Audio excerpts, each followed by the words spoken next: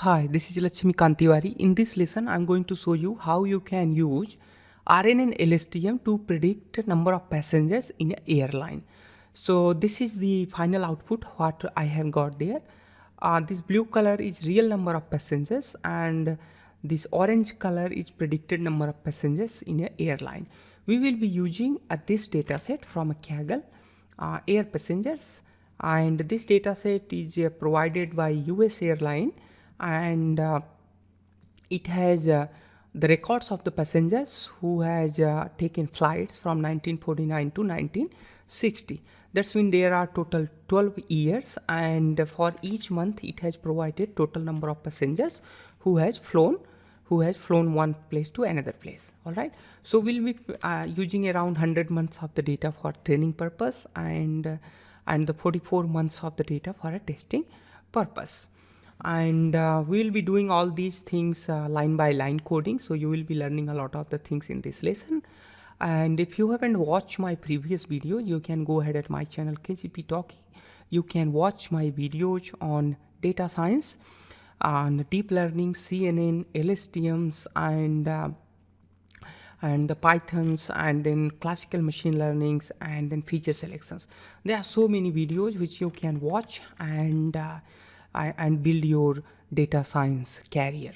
All right, so without wasting your time, let's go ahead and start a brand new lesson on airline passenger prediction using RNN and LSTM. All right, so get started with airline passenger prediction using RNN and LSTM. You need to install first TensorFlow 2.0 in your computer. If you don't have it, you can install TensorFlow for CPU version, and for GPU version you need to run this command. So I'm assuming that you have already seen my previous videos where I have shown you how you can install TensorFlow GPU and TensorFlow CPU version in your computer or Google Colab. Since this is just a simple LSTM, RNN LSTM model building, we are not going to use Google Colab or any GPU. Simple CPU can work for this. So in this, we are going to use this dataset, airline passengers dataset, and this dataset have total for 144 month actually dataset, and this is available for from 1949 to 1960. So there are dataset available for 144 months, and this dataset says that how many people has flown US Airlines during this period. And so this is our task in this lesson. We will be predicting the number of passengers for a particular month, how many people are going to fly in that particular month. All right, so let's say for example on the January month in 1949, 112 passengers were flown, and in the February 118, and in March 132, and so on. All right, so let's go ahead and start first importing necessary libraries into Jupyter Notebook, which we can import from NumPy as NP, matplotlib.pyplot as plt, pandas as pd, and here we are going to also import math for a square root. I don't think we need math.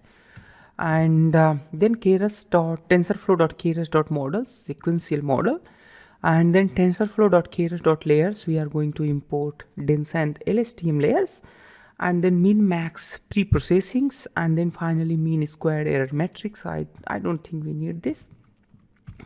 Let's go ahead and delete this. Okay, all right, perfect. So we already have dataset. Let's go ahead and see that dataset. Where is that dataset? Let me show you. No, we don't want to leave this. The data set I already have. Let me see. Yeah, that data set is here.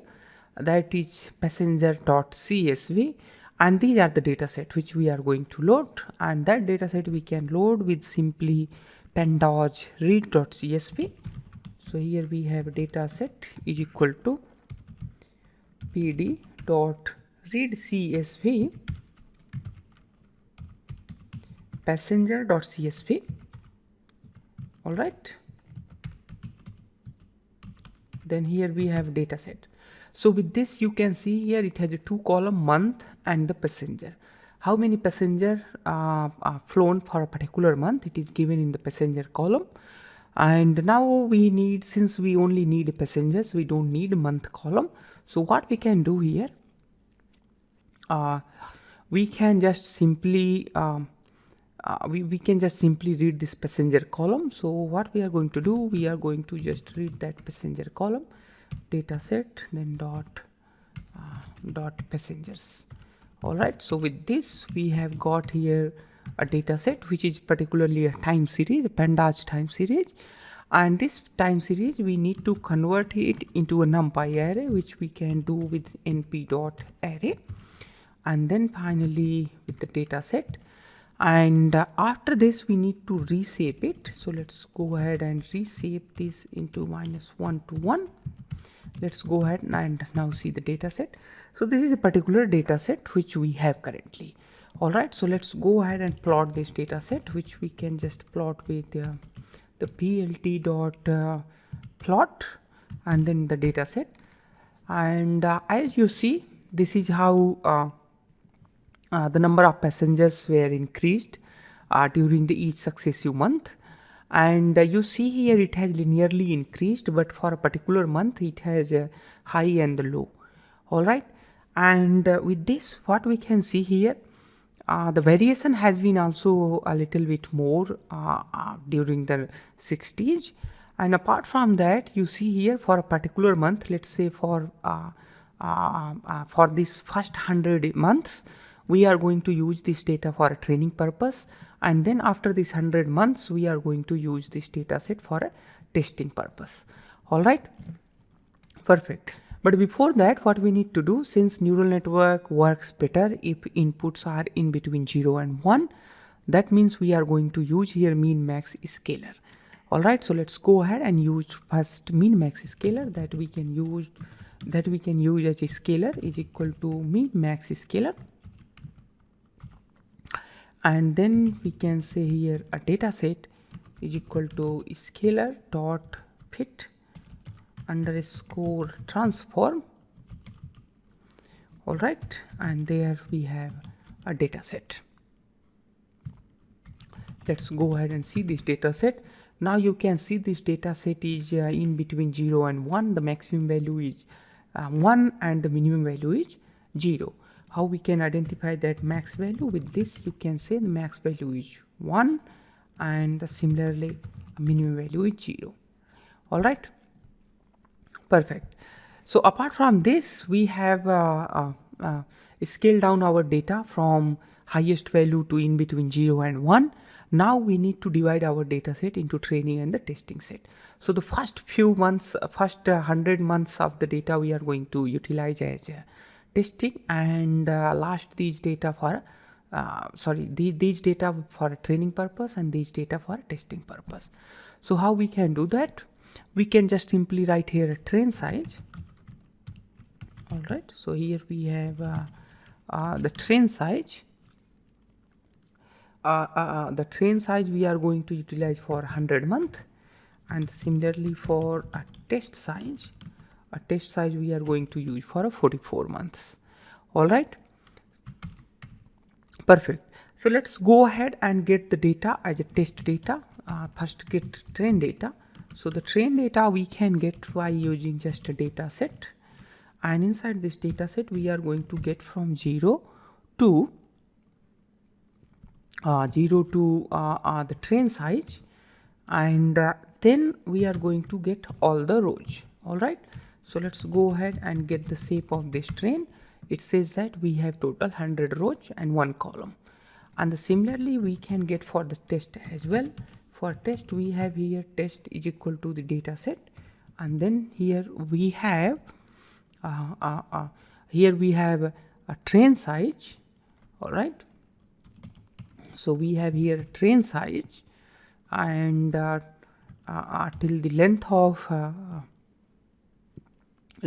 the total data set, which is actually 144, and then here we are going to get the full data set. All right, perfect. And with this we are going to get the shape of this test data set. So this says that it has total 100 and this has total 44. All right. Perfect. Now what we need to do, we need to build our the X train and the test data set. All right. So this is not actually the training data set. This is, we have just simply divided this into two parts. For a training purpose, what we need to do actually, we need to predict this value based on this value and simply this value based on this value. All right. I mean, what we are going to do, we are just going to look the one previous value to predict a very next value. All right. So the very this previous value, we are going to look this previous value to predict this value. All right. So for this, what we need to do, we need to first build our the testing data set and training data set.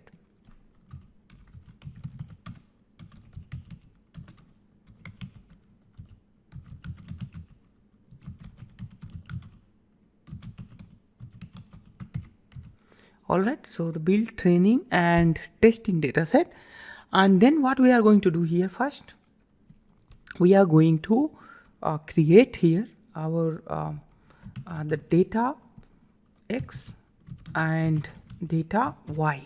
These are the empty list. All right, so here we have empty list, two empty list, and then we are going to use here a for loop in in range of total length of the data set, which we are going to pass to this function, and then we are going to loop back. Okay, that we are going to look just one data behind, and for that we are going to just put -1 and here simply -1.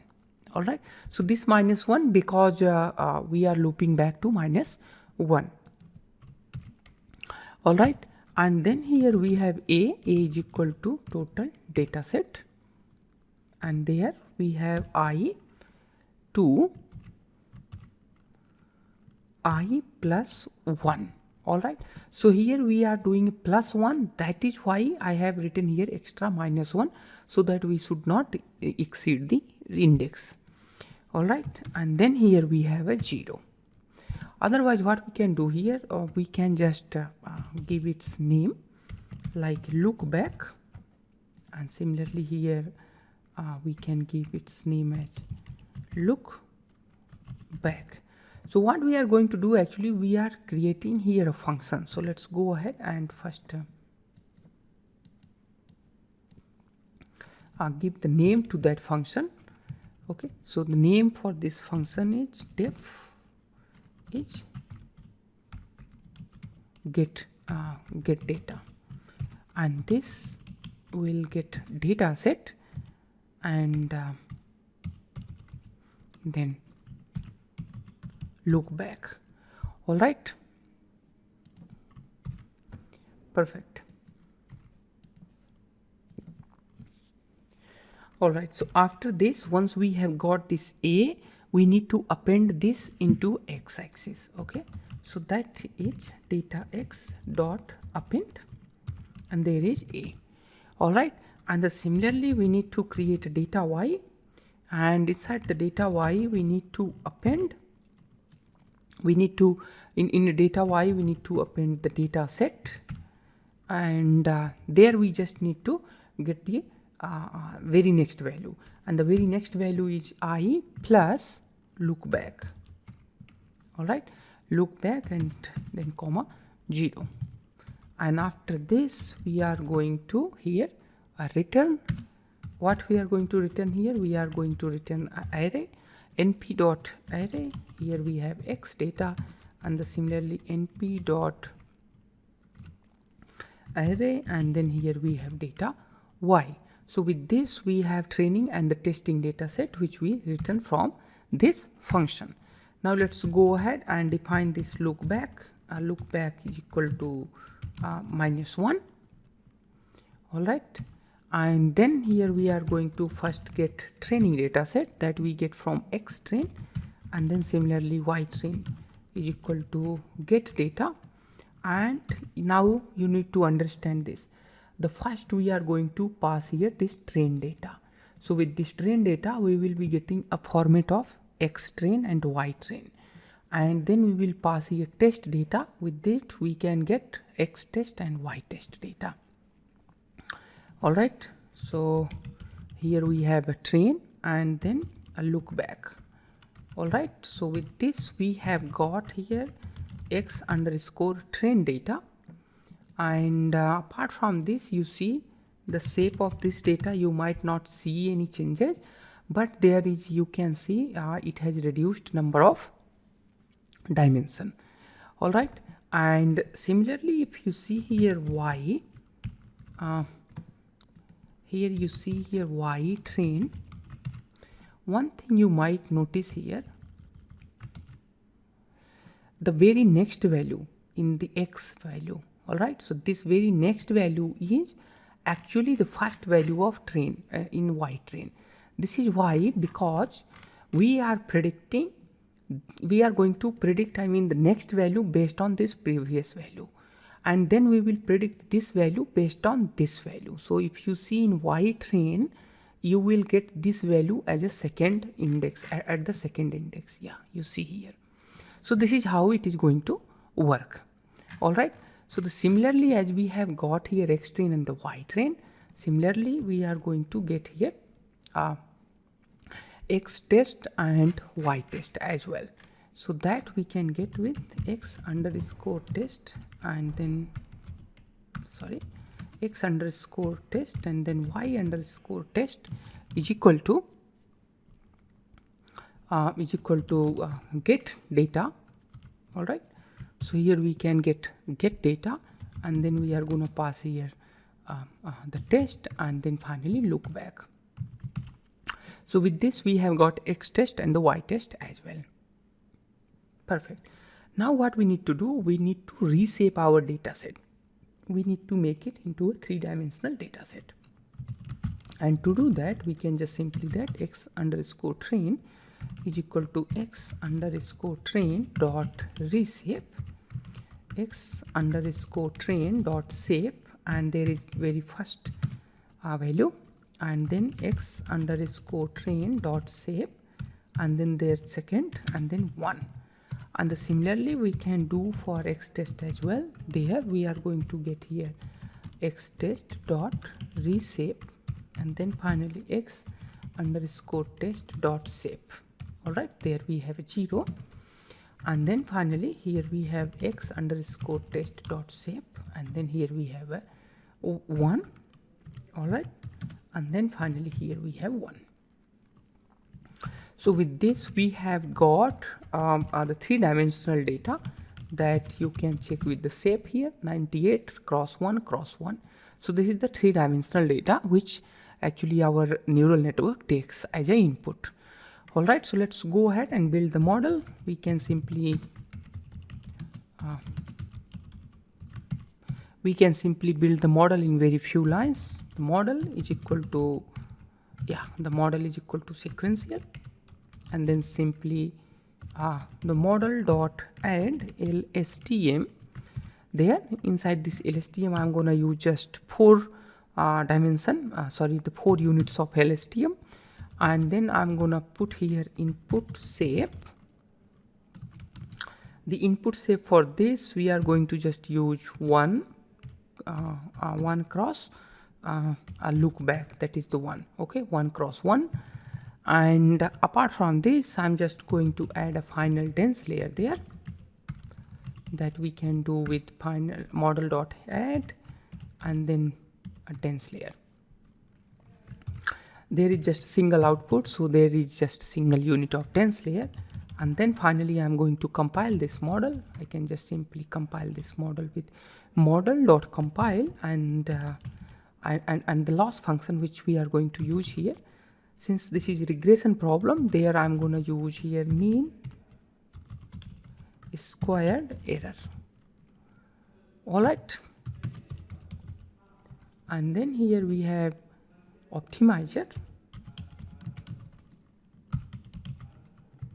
All right, so there we have our model. Let's go ahead and print the summary of this model. which we can just get y model dot summary. It has very less number of parameters, just 101 parameters. That is really very low, and it can train really very fast. So let's go ahead, train our model. We can train it with model.fit, and then finally x underscore train, and then finally y underscore train, and number of epochs for which we are going to train it 50. Okay, perfect. So let's go ahead and train this. It might not take much time. This is very fast, and you can see here it has done its training. All right, perfect. Now what we are going to do, we are going to call ypred model dot pred, that's the predict, and we are going to do a prediction on x test. We have got now ypred and the y test. Now what we need to do, we can see here ypred. Now one thing you might notice that the ypred maximum and the minimum value is in between 0 and 1. That means we need to bring this value into the original value. That means we need to do here scalar dot inverse is inverse transform, and then here we have ypred, and similarly for y test as well we need to do the same thing, the scalar dot inverse transform and then y underscore test. So with this we have got our ypred and the y test. And one more thing, it says that the y test is not into the proper reshape. What we can do, we can simply first we need to bring y test into a numpy array. There we can bring that with the y test is equal to np dot array, then y underscore test. After that y underscore test is equal to y underscore test dot reshape. All right, dot reshape -1 to 1, and once it is done, then I can bring this y test is equal to scalar dot inverse transform y underscore test. So with this now you see ypred value ypred value should be ypred value should be in original length. It is not giving anyway, so I'll check that, and here y test.